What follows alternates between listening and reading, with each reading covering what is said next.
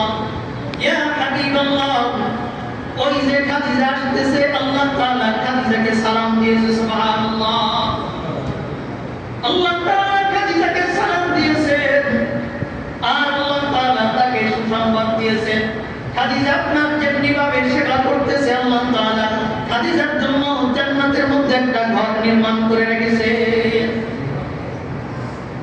একটা ঘর নির্মাণ করে রেখেছে চলতে চলতে চলতে চলতে 40 বছর হয়ে গেল রাসূলের বয়স 40 বছর সোমবার কোন এক সোমবার রাসূলের কাছে কে যেন আগন্তুক এসে ডাক দিতেছে ইয়া মুহাম্মদ রাসূলকে কেউ এই নামে ডাকতো না কেউ আলামিন ডাকতো কেউ বাবা ডাকতো কেউ নাতি ডাকতো এভাবেই ডাকতো কিন্তু কখনো কেউ মুহাম্মদ বলে ইয়া মুহাম্মদ বলে রাসূলকে সম্বোধন করে কেউ ডাকে নাই রাসূল আশ্চর্য হয়ে গেলেন কি ব্যাপার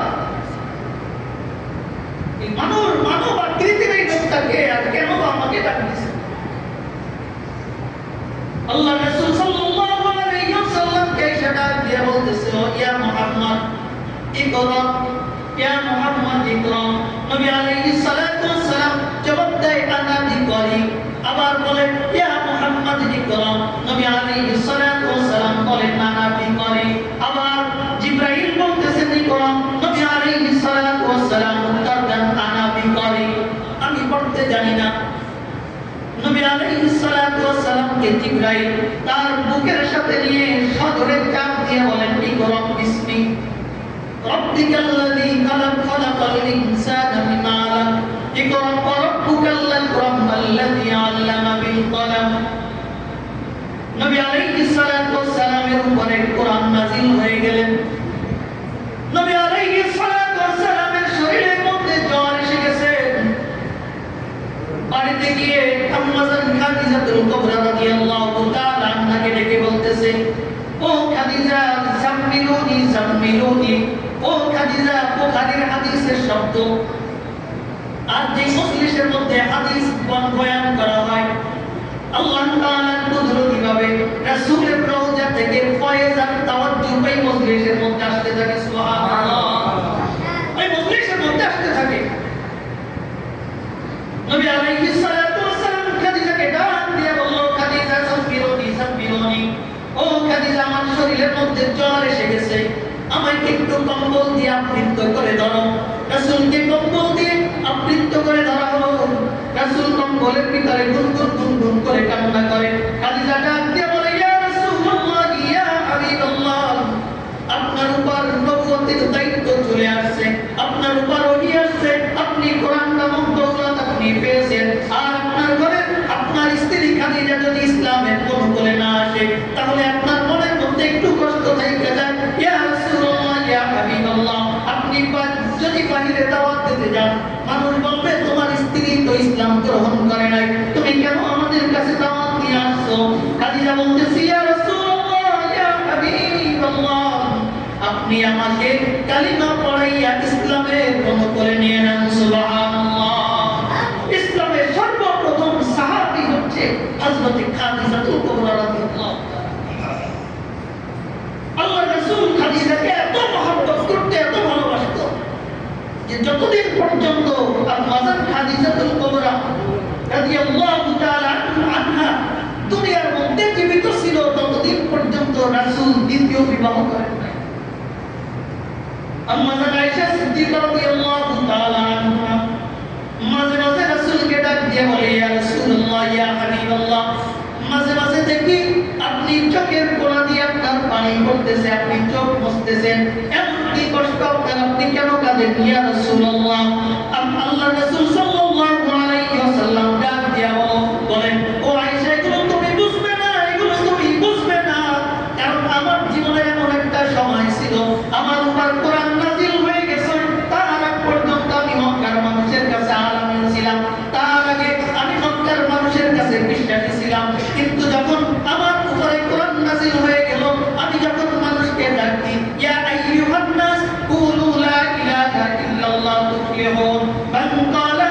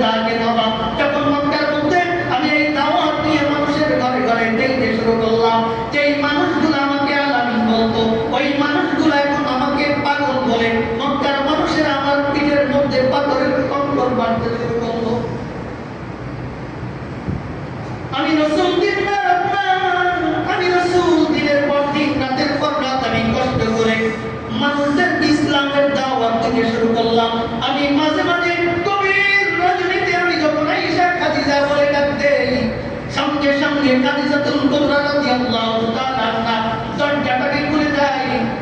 আল্লাহর রাসূল বলেন, আমি একদিন খাদিজাকে জিজ্ঞেস করলাম, ও খাদিজা, আপনি কি ঘুমান না? আমি যখনই আপনাকে ডাক দেই সঙ্গে সঙ্গে দরজা খুলে দেন। খাদিজা ডাক দিয়ে বলে, ইয়া রাসূলুল্লাহ, ইয়া হাবিবাল্লাহ, আপনার উপর নবুয়তের দায়িত্ব আছে। কাফেররা আপনাকে বয়কটের ডাক দিয়েছে, কাফেররা আপনাকে আপনার থেকে বিচ্ছিন্ন হয়ে গেছে। আপনি মদিনার, আপনি মক্কা গলিতে গলিতে আপনি ইসলামের দাওয়াত দেন। কত দুশমন আপনার পিছনে লেগে আছে। আপনি সারাদিন কষ্ট করে, সারা রাত কষ্ট করে যখন দ্বীনের দাওয়াত দিয়ে যখন আপনি বাড়ির দরজায় এসে খাদিজা বলে ডাক দেন, আমি খাদিজা যদি দরজা খুলতে দেরি হয়ে যায় তাহলে নবী আপনি কষ্ট পাবেন। কিয়ামতের ময়দানে আমি আসামি হিসাবে আল্লাহর কাছে দাঁড়াবো।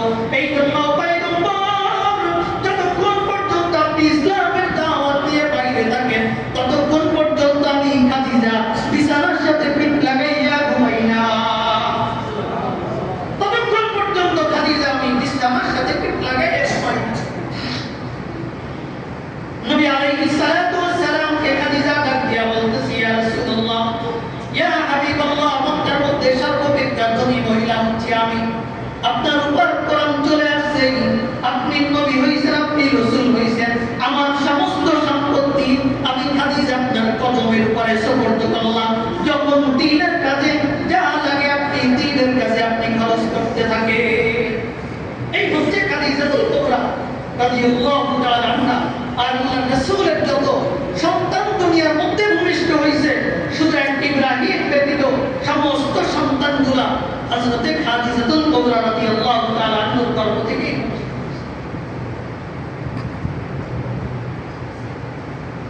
নবী আলাইহিস সালাতু ওয়াস সালাম দ্বীনের দাওয়াত দিতেছেন, দ্বীনের দাওয়াত দিতেছেন। আবু বকর ইসলামের অনুকূলে, খাদিজা ইসলামের অনুকূলে, অনেক সাহাবী ইসলামের অনুকূলে চলে আসছে। গভীর রজনীতে দ্বীনের দাওয়াত দেয়, মানুষের অন্তরালে দ্বীনের দাওয়াত দেয়। একদিন আল্লাহর রাসূল সাল্লাল্লাহু আলাইহি ওয়াসাল্লাম দোয়া করলেন, আয় আল্লাহ, তুমি তুই ওমরের একজনকে তুমি যাকে ভালোবাসো তাকে দ্বীনের জন্য কবুল করে নাও। আয় আল্লাহ, তুমি ওমর ইবনে খাত্তাব অথবা ওমর ইবনে হিশাম, আবু জাহেলের নাম হচ্ছে ওমর ইবনে হিশাম, আয় আল্লাহ, তুমি দুই ওমরের এক ওমরকে ইসলামের জন্য কবুল করে নাও। ইতিহাসের কিতাবের মধ্যে পাওয়া যায়, নবী আলাইহিস সালাতু ওয়াস সালাম যখন এই দোয়া করলেন, এক সাহাবী রাসূলের দরবার থেকে দৌড় দিলেন। দৌড়াইয়া গিয়ে ওমর ফারুক রাদিয়াল্লাহু তাআলা আনহুর সামনে হাজির। ওমর ফারুক রাদিয়াল্লাহু তাআলা আনহুর সামনে হাজির। লম্বা ঘটনা, তার বোন ফাতিমাকে মেরেছে, রক্তাক্ত করেছে, বিশাল লম্বা ঘটনা। গিয়ে দেখতেছেন ওমরের মন নরম হয়ে গেছে, রাসূলের কাছে আসার জন্য সে গোসল করে তৈরি হয়ে গেছে। সুবহানাল্লাহ।